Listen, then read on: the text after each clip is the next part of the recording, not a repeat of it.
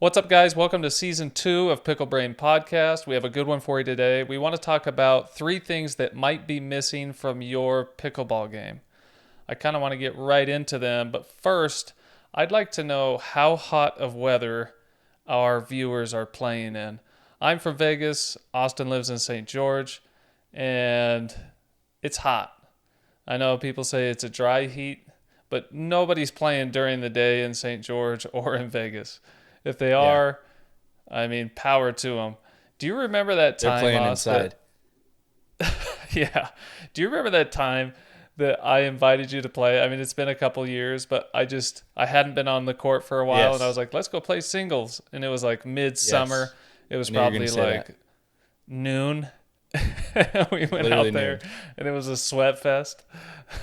Yeah, we played for straight up 2 hours out in it was probably 115 that day. And we just sent it. I think it was like 11 o'clock, but it was hot. Not the hottest part of the day, but getting hotter. And went home and threw up. I don't think I did actually. If I stay hydrated and drink electrolytes, I'm good, regardless of the Yeah. weather. But holy cow, it takes it out of you. I don't understand the whole a wet heat is worse than a dry heat. Dry heat's way worse than a wet heat because if you take the temperature of the ground at a dry heat, it's like 50 more degrees hotter than the actual air is. Whereas if you take the weather of the ground with a wet heat, it's only like 10 degrees hotter on the ground. So it's way I hotter in get a that, dry but I heat. think there's arguments to both sides. The dry heat is more like, I don't know, it makes me think of, I know we've both watched Dune recently, but Arrakis, I feel like living in Vegas Yeah. is like living on Arrakis for sure. I guess we have a little bit more water than they do. But Yeah. Lake Mead. but I do know that with dry heat, if you're in the shade, it's tolerable.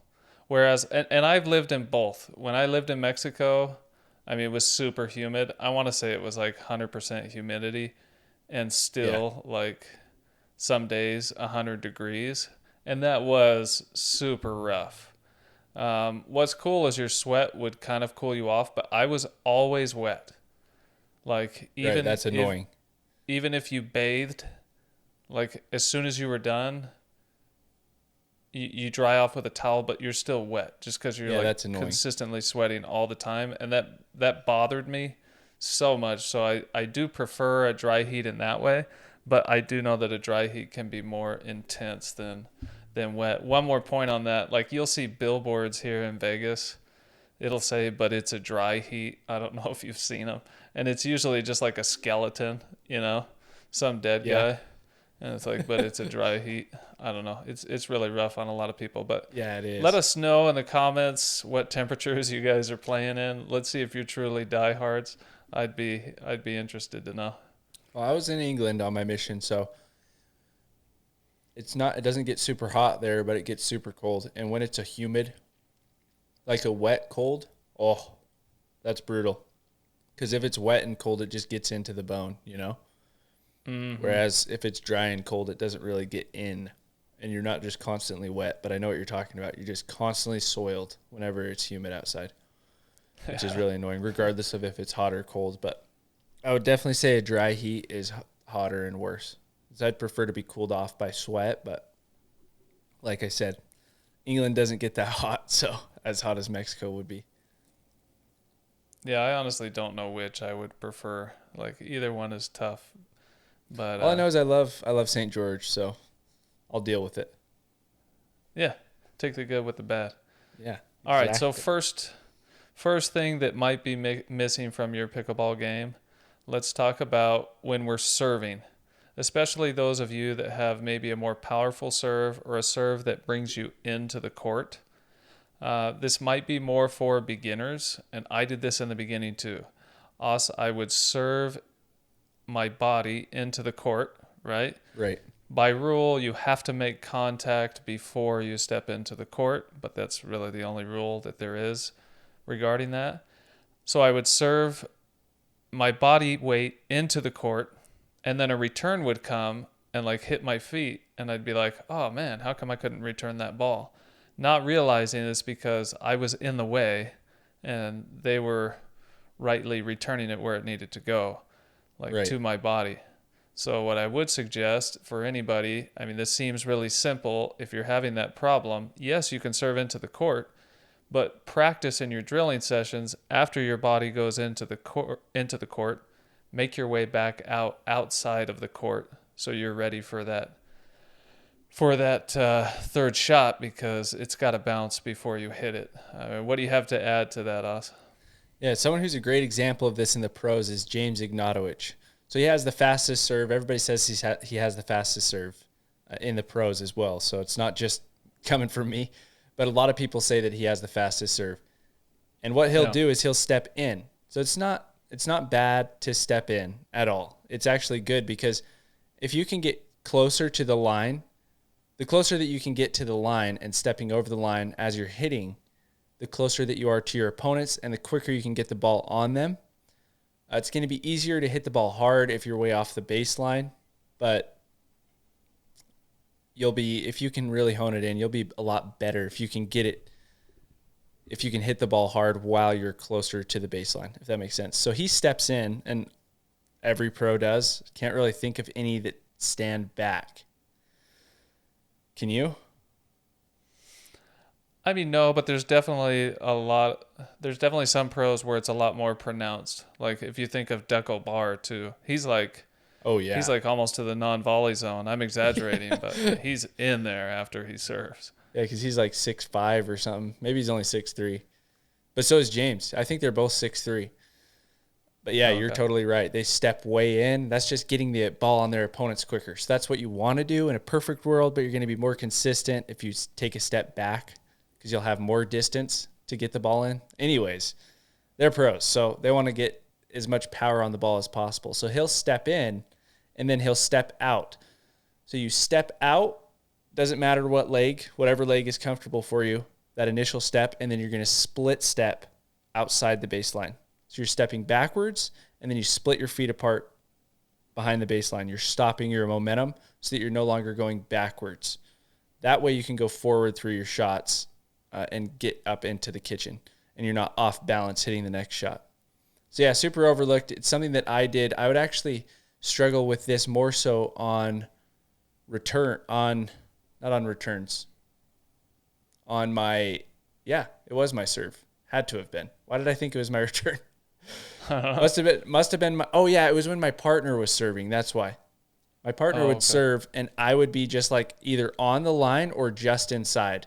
And it made no sense. And my friend Phil, who's been playing pickleball for forever, finally just said, like, dude, why do you stand right there? Why don't you just stand behind the baseline? And I was like, I don't know. That's a really good point, because I have to let this ball bounce.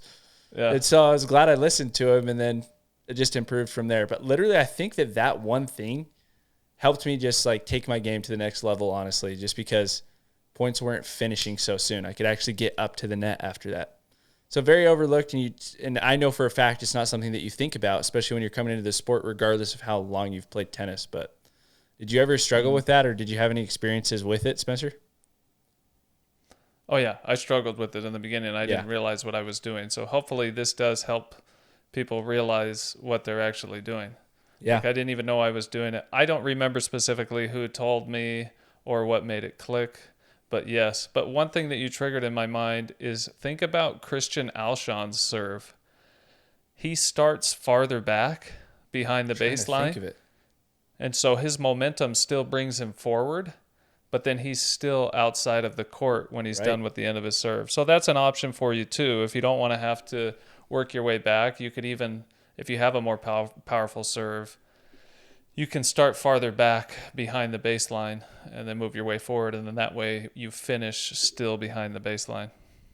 Yeah, I think that's a really important thing to talk about. So whether one's better than the other, I don't know. All I know is you get the ball on your opponent sooner the closer that you stand to the baseline. So, but yeah, different players will do different things. I'm trying to think of Christian's. I just can't think of his specific serve right now, not even the motion. Yeah, I mean, it's a pretty generic motion, but you can tell he definitely has some power on it. But I know that he's not He's not necessarily crossing that baseline, so that works for him. Which leads us into, let's go straight to the next point, which is forward momentum, Os. My favorite you posted point. recently, and I've had to learn this over and over, but whether it's my drops or my drives, they've always been more consistent if I can somehow get behind the ball, and as I make contact with the ball, bring my body's weight or my body's momentum forward. Right. Like, so there's a lot of people that will, and I've done this a lot. I still do it sometimes. I fade a little bit as I'm trying to make contact, and that causes pop-ups. That causes it to hit the net and not get as far as you want. For a more consistent shot, try leaning into it. And again, whether it's drops or drives. But explain to us the detail of what you posted this week, Os. Yeah, so essentially you want to lean forward as you're hitting through the shot. In a perfect world, you're going to be able to lean forward every single time, but sometimes people hit a return and you have to lean backwards, and it's just part of it. And so it's what you do instead of just falling backwards that's going to really matter.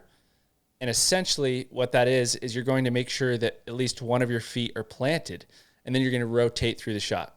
So you're going to plant, typically if you're hitting a forehand, you're going to plant with your dominant leg, and then you're going to swing your non-dominant behind you as you hit through the shot. Since your momentum is traveling behind, like to the back, it's really impossible to lean forward. So like I said, in a perfect world, you'd be able to, but you can't. So you put all your weight on that dominant leg, and then you're twisting and lifting up that non-dominant leg as you're hitting through the shot. You're not necessarily leaning forward, but that twisting is allowing you to be able to get your paddle face downwards, and also allowing you to be able to rotate forwards. Even though your left leg, your non-dominant leg is going behind you, your front leg is planted out in front of you, so you're able to swing out. Whereas you'll see with a lot of beginner players, they'll run back to get a ball, and they're literally like jumping as they hit. Just go watch. If you go watch beginner and intermediate players, a lot of the time, if a ball is behind them, they'll jump as they hit that ball. Really bad form, because if you're jumping as you're hitting, your eyes aren't able to focus as you hit through the shot. You're also not utilizing your legs because you're not staying low with the ball and then extending up and through it. You're also not using your core to be able to create a ton of topspin and power. And something interesting is in tennis, growing up, I played for the tennis, high school team. And I played doubles. And for whatever reason, I was always really comfortable on my back foot, meaning my dominant leg, as I'm leaning backwards. And I feel like I could just bust out winners, especially in doubles, leaning on my back leg and just rotating through the shot. So it's not bad to lean back so long as you have a foot planted, essentially. But in a perfect world, you want to have both feet planted. You're on the balls of your feet, hitting and rotating as you're hitting through to create topspin and bring that ball back down. You'll be a lot more consistent that way. Man, I actually have not thought of planting that foot. I'm gonna drill it. I'm gonna make it a goal to drill that this week. Like, I always think about getting behind the ball, and I've taught this also to anyone that needs instruction on this. Okay, you got to get behind the ball, whether you're hitting an overhead or you're hitting a drive or you're hitting a drop. You got to get behind the ball and then bring your momentum forward. Like I've taught my oldest son recently, same thing. He was playing tennis at the time, but I taught him, you first have to get behind the ball. Like, you're not going to make good contact with the ball unless you're behind it. Get behind the ball and then bring your momentum forward. But I think I need to work on, if you're not quite behind it, or it is behind you, planting that dominant foot for a forehand. And so maybe non-dominant foot for the backhand, Os? In a perfect world, yes. I've been practicing doing open stance with my backhand, which feels really unorthodox. But if you watch someone like Nick Kyrgios in tennis, or someone like Federico Staksrud in pickleball, they hit with open stance. And Federico Staksrud has probably the best drives in all of pickleball. He's made it to every final except for one so far this year in singles. So it's like, dude's got some killer drives, and he's hitting with open stance majority of the time, not every time. So I've been practicing that, but yes, in a perfect world, you want to put all your weight on that non-dominant and hit with an open stance so that you're facing the court, help you be able to stay towards your opponents and get back into the point a whole lot quicker than with a closed stance where you close your body to the court. So hopefully that answers your question. And I think we should point out, like we always do, the best place to learn this is when you're drilling. Don't just try this in a game or try this during a tournament. Practice it in drilling, then practice it a little bit more when you're playing rec games, and then it should come to you. So that's one that I'm going to practice for sure. Yeah, that brings us to our next point, I think. No, it does for sure. This is definitely related. Okay, so drilling. Let's say this is how I started out drilling, which I'm glad I was drilling in the first place. Anyone that's taking the time to drill or to practice and not just play rec wants to improve their game. And so when I first started out, one of the drills that I would do, and tell me if you did this in the beginning also. Yeah. So we'd both start at the kitchen line and dink for a second. And then my opponent or whoever I'm drilling with, my partner would stay at the kitchen line and I would work my way back as they hit me balls. Maybe I was working on drops. I would work my way back, hitting drops, and then back forward, hitting drops, and then back, hitting drops. And I don't know if you agree with this or not. It'll be interesting to hear. I do not condone practicing working your way back, hitting drops or drives, because your momentum should be forward, and the whole goal in pickleball is to make it to the net. You want to get to that non-volley zone line because you have a much better chance of winning the point if you can make it there. You win a lot less points from the baseline, especially in doubles. So instead of drilling, backwards and forwards, I would suggest drilling, making your way to the net and playing out the point, and then starting at the back again and then working your way forward. Because I think you do develop some bad habits like fading by working your way back instead of just working your way forward, if that makes sense. So this is related. Austin, did you have a technical issue there for a minute? Yeah, did you ask me like a question and then I didn't answer? No. Okay, good. Because I listened to majority of that and I understand what you're saying in your opinion. So, but yeah, I just had to turn on the lights in here because the sun has gone down almost. So I was getting really dark. I don't want people seeing me in the dark. I have had this conversation with others, and a little bit of kickback that I get is, well, what about if you're defending a ball? You popped up a ball, and then you're moving your way back. In some circumstances, we have to get back. But if we've popped up a ball, we need to really get back like towards the baseline and not necessarily slowly work our way back like we're doing in drilling sessions. Right. So, and then try to, again, move our way forward. But what's your opinion, Oz? Yeah, my opinion is it's really good because it's going to help you, like you were saying, practice your defense and your offense. And you brought up fading and how it can be a bad habit, but it's like what you mean by fading, I'm guessing, is like will you explain that, I guess, to everybody? But essentially you're going backwards as you're hitting, right? Yeah, I mean, I'm talking about like a basketball fadeaway. Like my body momentum is moving backwards as I'm releasing the ball. In basketball, my body momentum is moving backwards as I'm making contact with the ball in pickleball. So yes, that's all I mean by fading.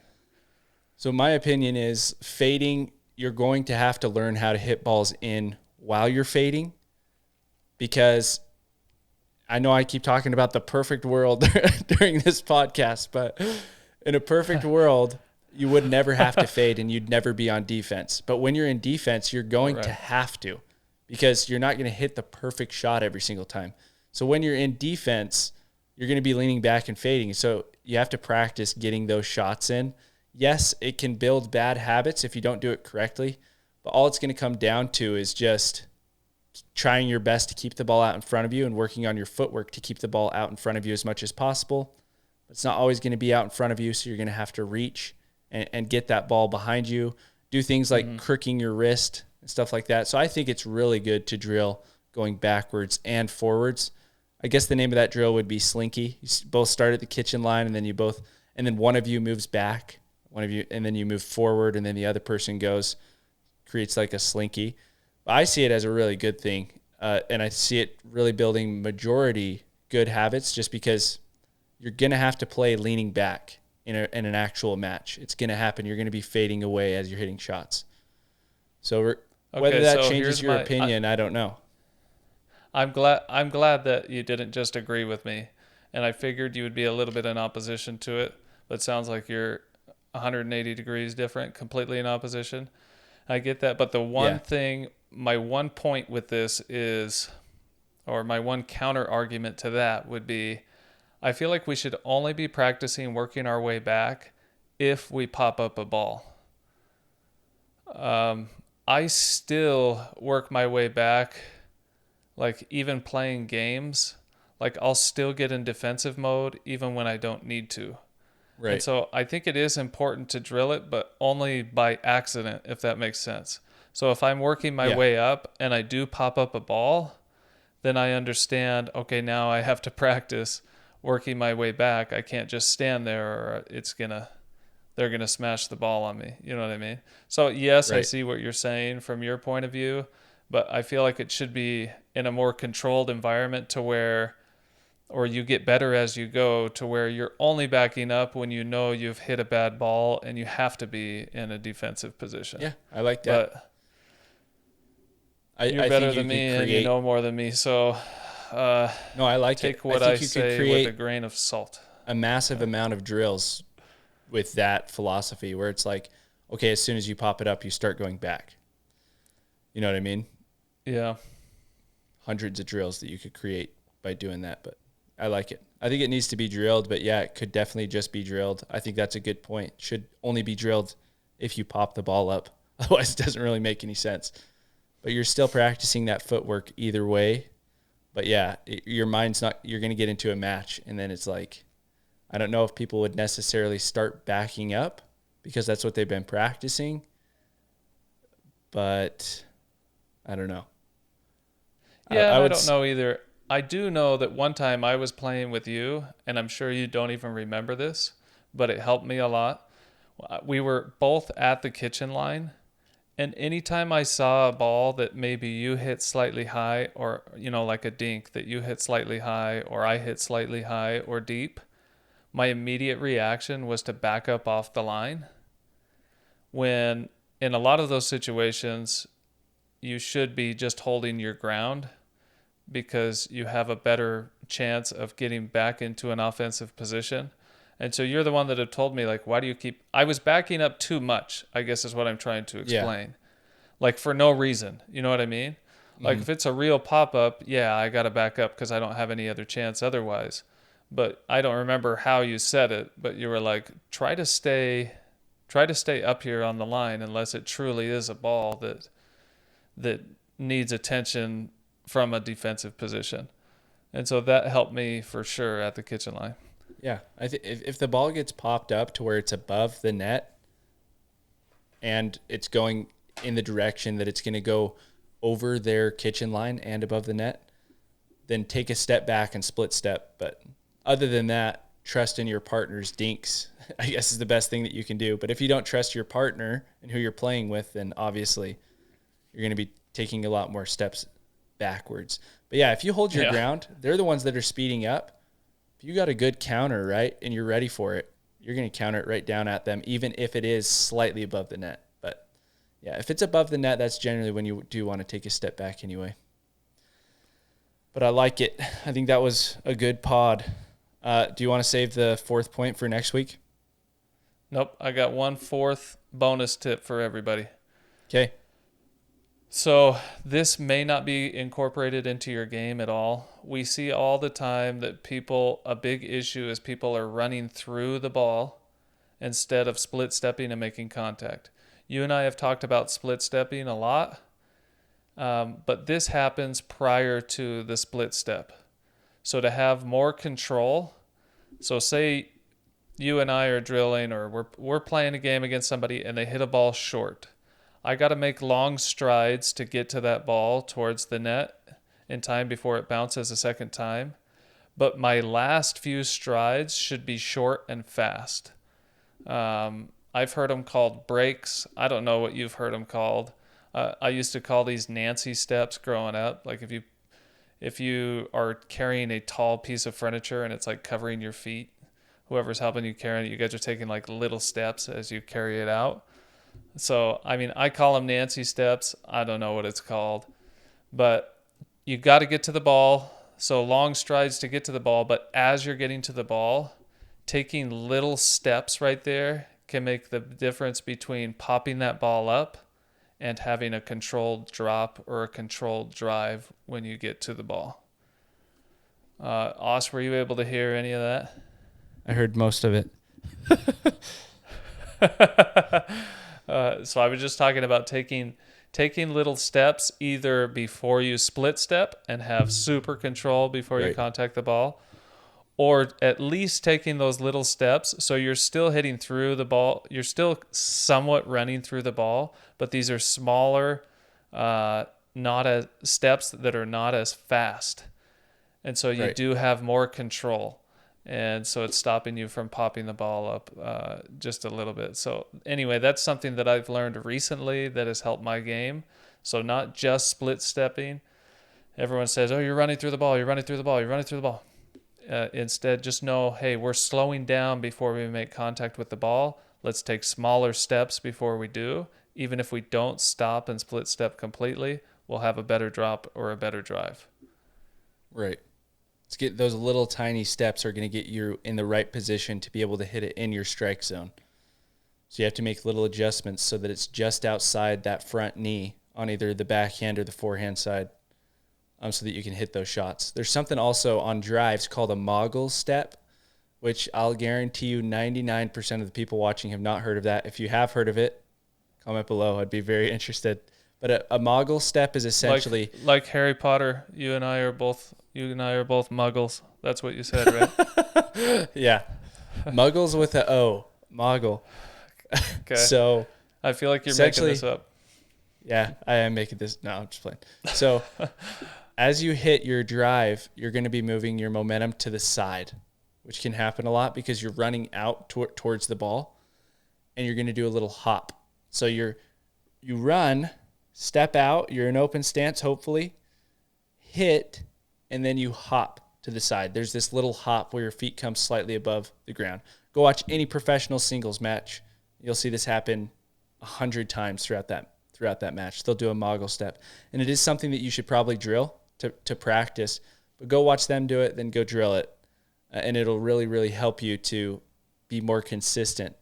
But it's kind of interesting, the footwork of it all, that you're actually hopping directly after you're hitting.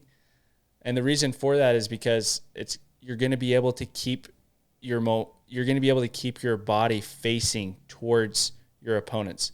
Whereas if you just let that momentum let you go, you're going to send it all the way into the side fence. If you do that mogul step, it totally stops you. It's essentially a split step to the side. Stops you and helps you to get back into the point. So did that make sense what a mogul step is? I like it. That's something I want to try too. Either Austin and I or I will try to post a video on that. I know a lot of people have been asking some of the points that we bring up. What we're going to try to do, whether it's on Austin's page on Pickleball Playbook or whether it's on Pickle Brain, on Instagram or additional videos on YouTube, we do post every single day. And usually those posts are tips or drills.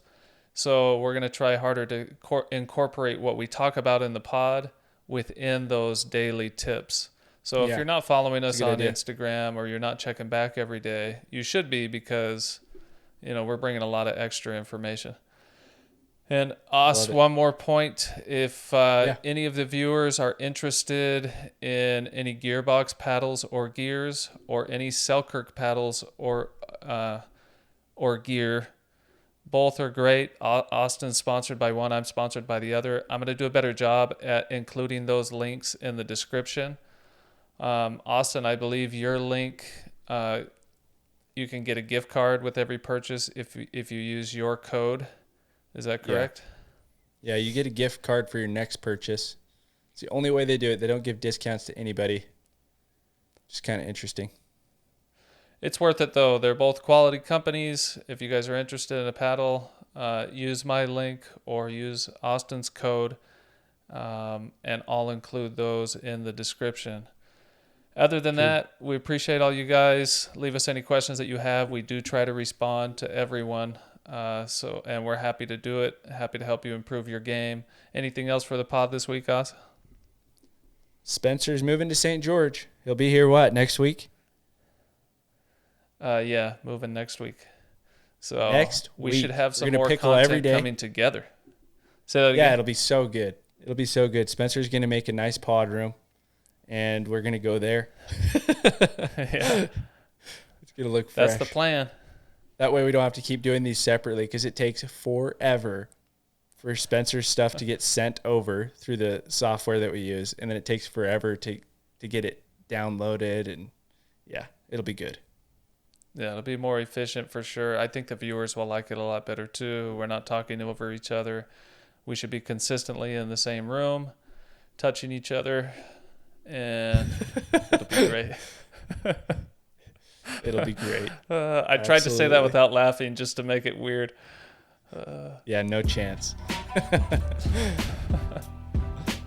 All right. We will see you guys on the next one. Thanks for joining us.